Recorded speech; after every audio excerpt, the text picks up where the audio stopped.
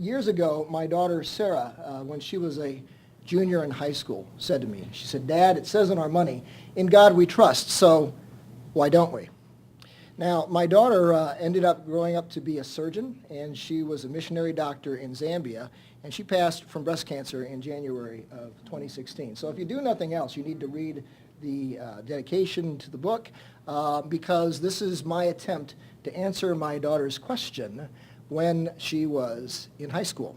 And so thinking about this, from my perspective, a lot of things are going on. Perhaps you get a sense that the country, at least as we know, as we understood it, as we grew up, is unraveling.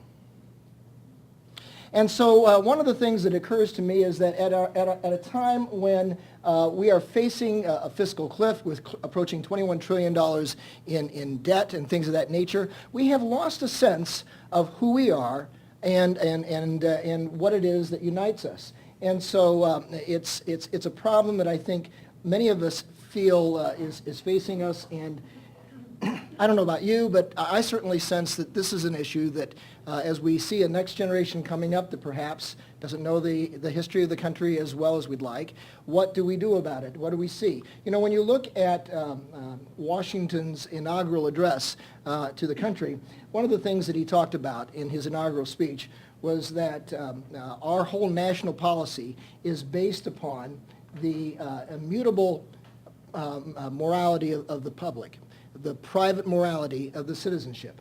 And so that's the foundation, that's the reference point. So if we were to look and see what is it that everything else is built on, it's this concept that we are a moral people. Not necessarily doing the smartest thing all the time, certainly not always living out our ideals. Certainly we all know that as sinners, but recognizing that that's a reference point. And so one of the things that I think about is that most of us get our values from what we read and what we experience in life. And so depending on what those things are that we're reading, what we're experiencing, that then shapes the kind of people that we grow up to be later on in life.